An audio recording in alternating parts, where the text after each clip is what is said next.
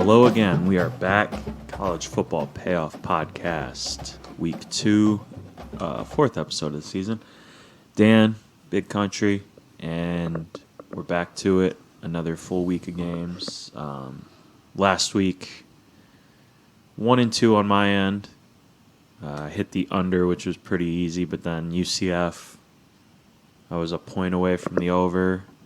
Duke Charlotte went completely opposite, and then the money line pick of Arizona over BYU was 8 points short. So don't count that towards my record, but 1-2 on the week, 2-2 overall on the season, and ready to bounce back this week. How about you? I started my week 1 off with a 2-1 pod. Got the K-State win -3 over Stanford pretty easily. Got the Cincy cover over Miami, Ohio pretty easily. And then a very disappointing loss from Georgia Tech, who was favored by 18 points to Northern Illinois. Northern Illinois is probably going to be the worst team in the MAC this year outside of Akron and BG, maybe worse than them. And Georgia Tech decided to lose to them game 1. So I'm unless there's like a major drastic change, I'm probably off Georgia Tech for the rest of the year. That was absolutely embarrassing. Yeah. Like, everything about that was completely embarrassing. Watching the game was embarrassing.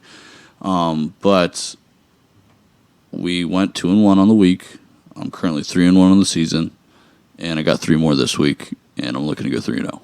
Good. You got 3. I got 3. And I got the money line. All 3 of mine are actually in the Big Ten. So I'm going to go back with what I know. I don't have a Big Ten pick, so... Well, I'll cover the Big Ten for and Awesome. You can cover everything else. Perfect. All right. Wait. So you're 2-2. 2-2. I'm 3-1. Yep. 5-3 as a pod. Not bad. Still positive. Still positive. As long as we're positive, Yeah. we're good to go. Oh, and the Clemson. I'm not counting this towards my record because it's preseason bets and everything, but already cashed the week 1 Clemson under 11.5 wins bet. So you guys are welcome. Also, Yep. And you can thank me by liking and subscribing. And last week I did bet that Clemson-Georgia game. I took Georgia to win outright. I just don't think Clemson. Dude, Uiagalelei is not a good quarterback. Yeah. All right. Okay. Do you want to start, seeing as you had the better record, or do you want me to start, seeing as I have something to prove? You got something to That's prove what with I it. I know you're after it. All right. Let's jump right in. I am going to start with one of the noon games in the Big Ten. That is Miami of Ohio at Minnesota.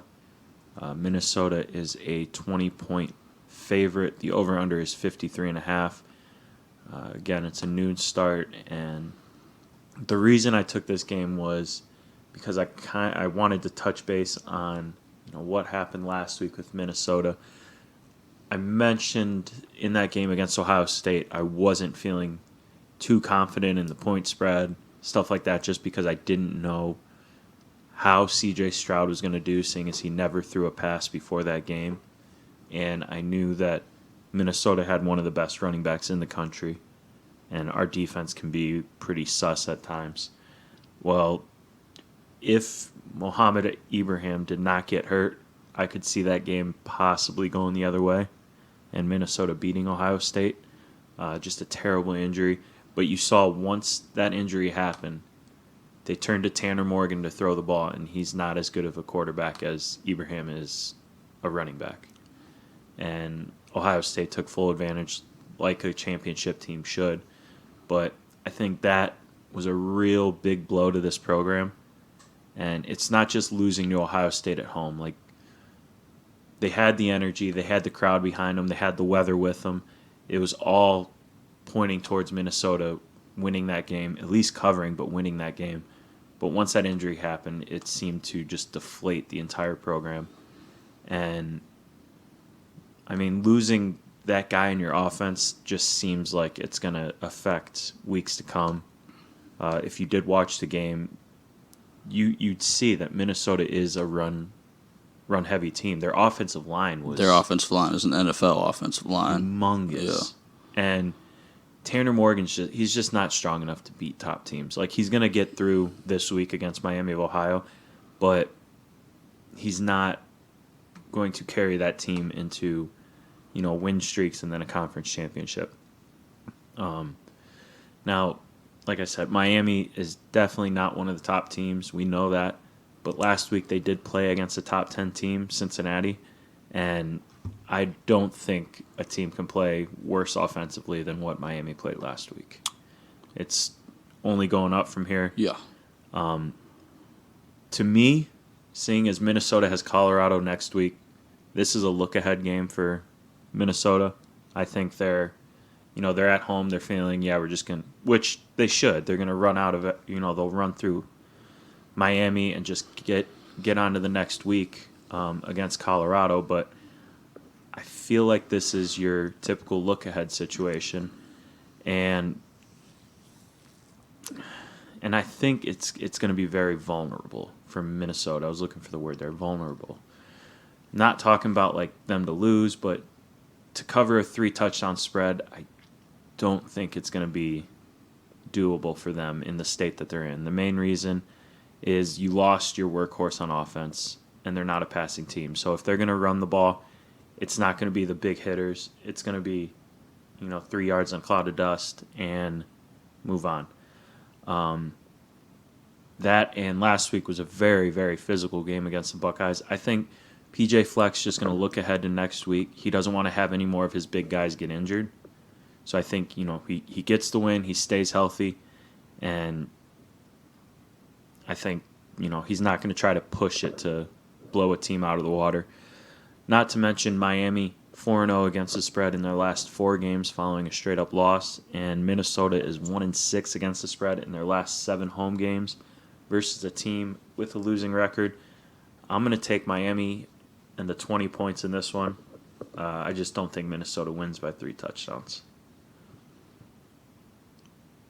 Okay, man, I'm thinking about it.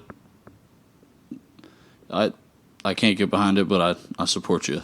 I support you with that one. I know you do. I support you on every pick you place. All right, I'm going to take it to the University of Akron, where this weekend there's a matchup of the 2 worst teams in the country, the 2 worst-looking teams in Week 1, and probably 2 of the biggest offensive messes I've seen in a long time in college football, and that's going to be Temple versus Akron. Saturday kickoff at 3:30 p.m. Over under 52.5. I'll be going under there. So last week, both these teams gave up 60 points. Rutgers beat Temple 61-14, while Auburn beat Akron 60-10. I don't even know where to begin. Quarterback Dwan Mathis for Temple went 8 of 25 for 148 yards and 1 interception. That interception was taken to the house, and he gave up a safety. On top of that, Temple's offense gave up 5 turnovers throughout the game. This is to Rutgers, who is not an elite team by any means. Rutgers only averaged 3.8 yards per play, and they still scored 61 points. On the other side of the ball, Akron, love their coach, Tom Arth, former John Carroll guy, but they're just as big of a mess. They only had 188 yards of offense versus Auburn last week. They chalked up -3 net rushing yards on the day. They allowed 612 yards of offense, which does go against this underpick, but they're not playing a Bo Nix offense. We're not huge fans of Bo Nix, but when he's out there against Akron's defense, he looks like an All-American. I really don't think this is going to be a game where any of these teams figure stuff out from week to week. 8 for 25 for 148 yards and 1 interception from Temple just is so alarming to me. And on top of that, Akron's leading rusher last week had 12 carries for 22 yards. And they still went -3 net rushing yards. I don't even know what to think here. I know Akron gave up 315 rushing yards last week, and if Temple wants to run the ball, good on them, because that'll just run the clock out for us. I saw this line at 54.5 earlier this week and didn't take it. It's now 52.5. Give me the under. All right. Yeah, Akron, we know that they're not good, and I was looking at that Rutgers game for this week, but then I looked at the game they played last week, and I knew that's kind of like I can't back their performance from last week because it was kind of an outlier against who they played. So, all right.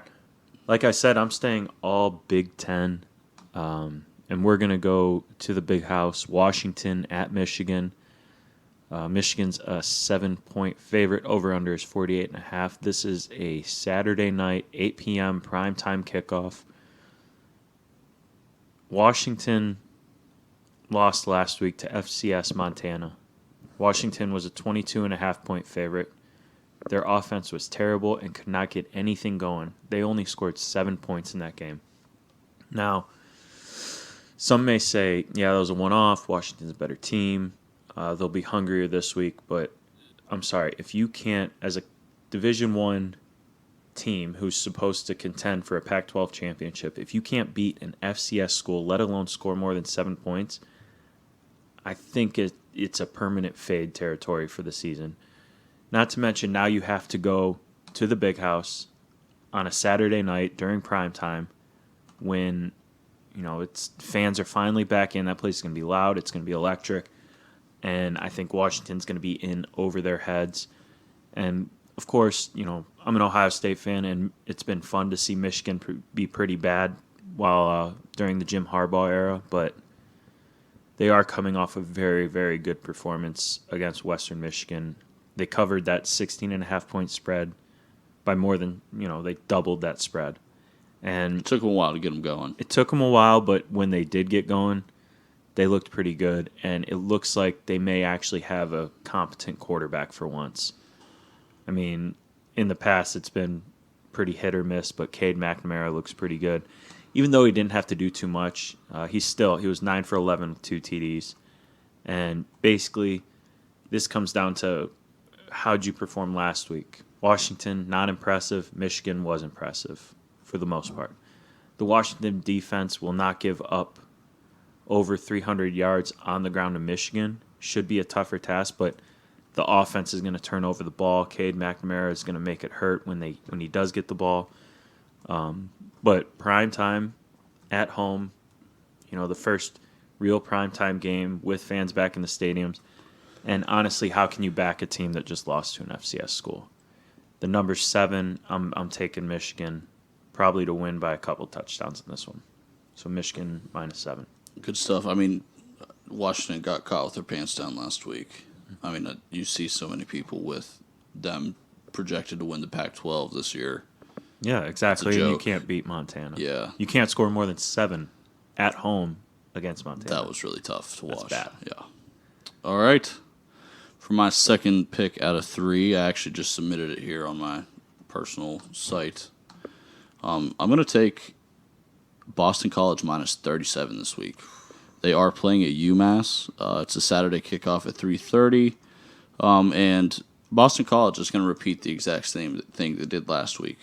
Last week they played Colgate University. They won 51-0, while at the same time only allowing 189 yards, which is just freaking awesome when you see a team hold another team to under 200 yards of production.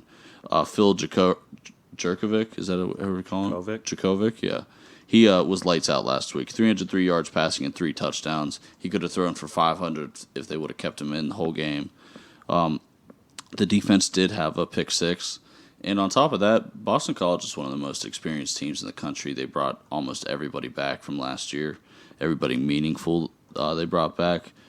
UMass is a worse team than Colgate. I mean, maybe that's a pick 'em game if they were to play each other. But on top of that, even though this game's at UMass, this is obviously a really easy travel situation with Boston College only having to go a couple hours down the road. Not even a couple hours. The offense had a total of 525 total yards last week. I see them doing the same thing. UMass, on the other hand, only had 209 yards of production versus Pitt, a very mediocre Pitt team out there this year.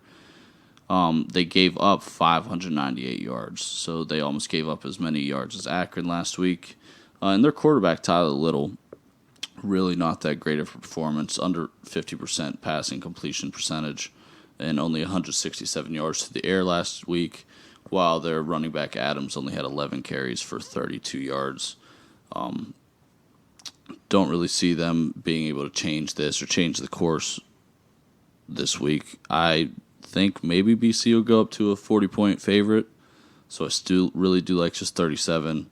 BC, with how bad we saw the rest of the ACC perform last week, they are probably feeling pretty confident they have a chance to win the ACC this year, or at least play in the championship. So I'm going to go with them to keep their momentum going. Give me BC minus 37. That's a big number. That's a huge number, but they're playing essentially the same team they beat 51-0 last week, maybe worse. Yeah, and I think seeing that the ACC could be open, I think is going to really get them going. So you talked about the ACC being, down, having a terrible week one. So Montana, they beat Washington. They play in the Big Sky. Big Sky is an FCS conference, right? Yeah. Last week against the spread, against FBS schools, they were 8-0. The Big Sky? The Big Sky. So I'll write that one down. I was sitting, because I was watching the late games last week, and Portland State was going to play Hawaii. And I saw they were 7-0 against the spread this conference. I think Portland State might have been like a 25-point underdog. So I put money on them, won that. So now I might have to back the Big Sky, because 3 of those games are actually winners too, with Montana beating Washington. I think it was UC Davis beat Tulsa, and Eastern Washington beat UNLV. So if you're looking for some, FCS plays against big schools, look at the Big Sky. Really good nugget there. Yeah. Thanks, man. All right. So I did my 2. All right. I cannot let this game go without talking about it. Probably the most anticipated game of the week, if not the most, is Oregon at Ohio State. Ohio State actually opened this as, I think, 10-point favorites. Now it's at 14.5. Over-under 64. This is a noon kickoff at the Shoe, and it's the first game back at the Shoe with full fans in over a year. It's a game between 2 teams who are hyped to start the season, but they looked sort of off to start the season as well. Oregon was supposed to be one of the best in the Pac-12, looking to be a national title contender, but they just barely beat Fresno State last week. And Ohio State did not look that impressive. They were down 14-10 at half, but then their second half, they put it together, and they were pretty dominant. Against Minnesota, who actually is not that much worse than Oregon is. So let's dive into the game just a little bit more in depth. Justify my pick of Ohio State minus 14.5. First of all, Ohio State's loaded with talent. We agree on that? Yes. Yeah. They have talent everywhere. Everywhere. But, coming into the season, the one question that I personally had with this team was C.J. Stroud, because he's never thrown, up until last week, he never threw a pass in a college game. And you could tell he looked, I wouldn't say shaky or nervous. He looked anxious in the pocket. And he's a running quarterback, too. He didn't run a lot. So you can definitely tell he was trying to get his feet wet in the game, and it looked at times the game was moving too fast for him. But here's the thing. He has the best wide receiving corps in the country. Right? He has Very true. Garrett Wilson, Jackson Smith and Jigba. I love him. Brian Hartline actually said he's the best in that room. He could be the best. He will be the best. He'll be better than Olave by the time he's a junior or senior. But and Chris Olave. They can all catch the long ball when it does get delivered. We don't have Justin Fields like we did last year. But these are guys who can also take a little bubble screen or a little short crossing route, and they can take it to the house on any given play. Who was that 32 again? Henderson? Travion Henderson. Man. True freshman running back. Early enrollee. Yeah, and then Mayan Williams is the other running back. They have offensive weapons. Their defense is a little shaky, but I bring up the receivers because Oregon has major question marks in the secondary. Mm-hmm. And unless you're on the very top of your game, it's going to be very, very hard to shut down not only one great receiver, not 2, but they have 3 receivers who are going to torch the secondary. It's going to be very, very difficult for them if C.J. Stroud can get them the ball. But like I said, they do live on those bubble screens, those little crossing routes, and that opens up their run game. So now we take a look at some trends. I mean, Oregon last week, Fresno State just barely getting by is pretty shocking. But this is a matchup where Ohio State has won 9 out of 9. They've played Oregon 9 times. They beat them 9 times. Most recently, it was 6 years ago, but the national championship in 2015, Buckeyes 42-20. Yeah. I mean, dismantled them. These aren't the same Oregon teams as they have been in the past. Ohio State's 12-2-1 against the spread in their last 15 games against the Pac-12. Oregon, on the other hand, 0-4 against the spread in their last 4 games following a straight-up win. And they're 0-4 against the spread in their last 4 games on field turf. Buckeyes, first game back home, juice is flowing. It might be another game where it's kind of close there at halftime, but I think Ohio State's a second-half team, and Ryan Day's a pretty damn good coach. He's going to go in and make some kind of adjustments. His mission is to win this game by 3 touchdowns and prove to everyone, they still belong top 3, if not top 2. So Ohio State, 14.5, I'll take it. Yeah, I'm a little worried about. I know one thing I noticed about Stroud is receivers. He wasn't throwing like pinpoint accuracy passes. It was receivers were getting open. Well, yeah, but and they were also throwing. I don't know why they were throwing such deep routes for him when all he needs to do is. And I think. And I definitely think Ryan Day is going to do that this week a lot more. Oregon was in a look-ahead spot last week, but I mean, Ohio State's the best team right now. Yeah. So, I mean, I thought they were the best team in the country, but after looking at Alabama last week, I'm like, oh, they might not. Alabama doesn't rebuild; they just reload. Yeah, it's crazy. All right. My last pick is actually going to be one of the Friday games. No Thursday games this week because of the NFL kickoff. Yes. Excited for the double dose of football. But I'm going to go with the Kansas at Coastal game. And I'm going to go with Coastal first half minus 15.5. Is that our first ever first half bet on the card? That I remember, yeah. That I remember, yes. All right, so if you win this, you got to at least give us one a week. We'll see. All right, we'll talk about it. But so Kansas last week really struggled with South Dakota, FCS South Dakota.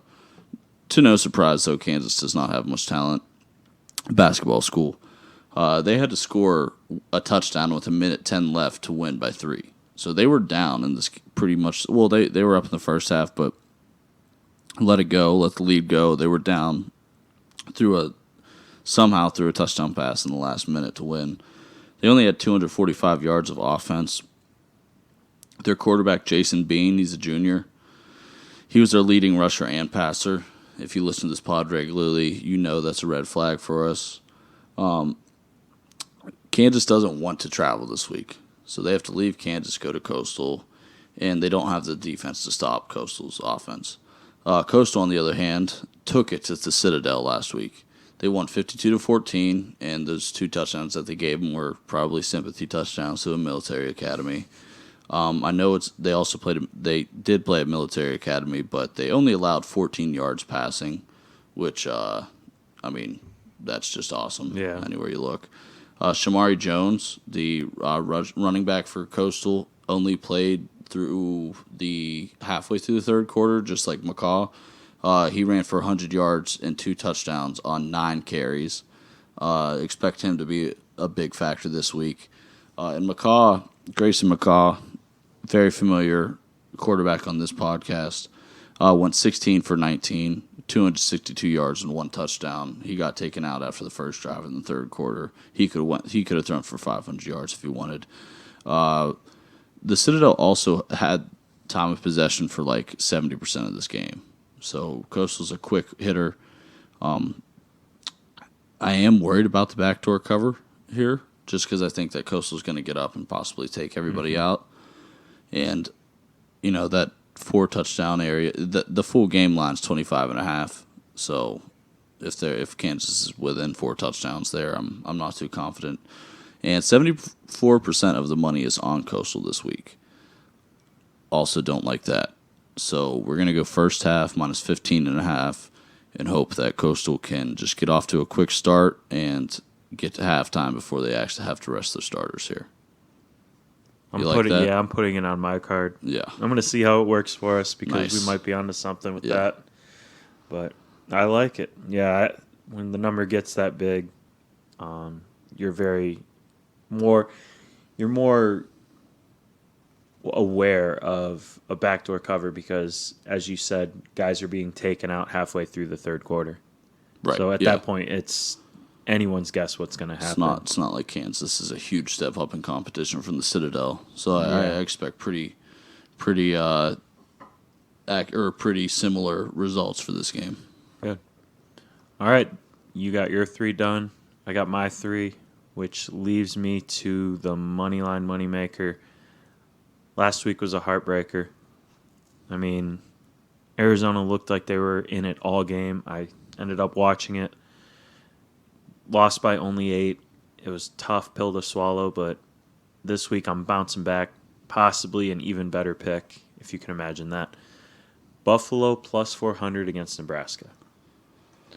Nebraska, they're 13.5-point favorites. This game's at 3:30 Saturday at Nebraska. Nebraska's 13.5-point favorites. The spread is telling me that Vegas does not trust the Nebraska offense to be 13.5-point favorites against a MAC school. After being upset by Illinois in Week 0, which, by the way, I did pick that. Nice. Thank you. Nebraska came out strong against Fordham, who is FCS. Adrian Martinez has looked pretty bad and unsettled as a quarterback, really from the second he stepped foot on campus. They're just tough to watch. Scott Frost could be seeing his time come to an end soon because this week they face an offensive juggernaut, Buffalo. Buffalo, I mean, they won their first game 69-7, put up just shy of 600 yards of total offense. We know they run the ball. Their passing game is coming around. Buffalo has just 1 loss in their last 11 games, while Nebraska is 5-11 in their last 16 games. The reason that I'm picking Buffalo here, I have zero faith in Adrian Martinez, just like I said in Week 0, and I love the MAC. I love MACtion, and Buffalo is one of the favorites in the MAC. If the game stays close going into the fourth quarter, then you should feel confident that Buffalo is going to outlast Nebraska, pull out the win, but you should really feel confident regardless because Nebraska is trash, and I have a good feeling about Buffalo winning it this week. So, Moneyline Moneymaker, Buffalo plus 400 against Nebraska. I like it. I mean, if Buffalo wins this game, Scott Frost might be out. He should be by Sunday. So and we've said we're not going to back. I'm not going to back Nebraska for the rest of the year. So no, there's a lot of people saying they'll never back Adrian Martinez at quarterback again. So yeah, I guess the only play for that game is Buffalo. Plus 400. Plus 400. Not mad about it. All right. Well, that's it. Do you want to recap yours? Yeah, I have for big countries 3 picks. Oh, sorry if you hear that paper ruffling. This week, I'm going Temple Akron under 52.5. I'm going Boston College minus 37 at UMass, and I'm going Coastal Carolina minus 15.5 first half. Yes, hosting Kansas. I'm excited for that one. All right, my card for Week 2, we got Michigan minus 7 against Washington. Miami of Ohio plus 20 against Minnesota. We got Ohio State minus 14.5 against Oregon. And then the Moneyline Moneymaker is Buffalo plus 400 against Nebraska. And that's it. Let's go. Yeah, we're sitting pretty with the pod so far. We're going to come back with a couple 3-0s, jump it up with a 6-win performance. And then next week, we'll just keep the ball rolling. Man, keep telling your friends. Yes, absolutely. You tail every pick, you're a winner. Yep. All right, what do you got for socials? Follow us on Twitter at CF Payoff Pod. Follow me at Big Country Bets. Follow Dan at Accountant Bets. Like, subscribe and rate, review, all that good stuff, please. It really helps us in the algorithm on every podcast streaming service, even YouTube. Literally anywhere you can hear a podcast, we are there. Yeah, please like it. Please follow. Do whatever you got to do. It helps us in the algorithm, and it'll help us grow. So you do that for us. We'll keep giving you winners. Beauty. All right, man. Well, that's all I have. You got anything else? No, let's do it. Dope. Big Country, I'm Dan. We will see you next week.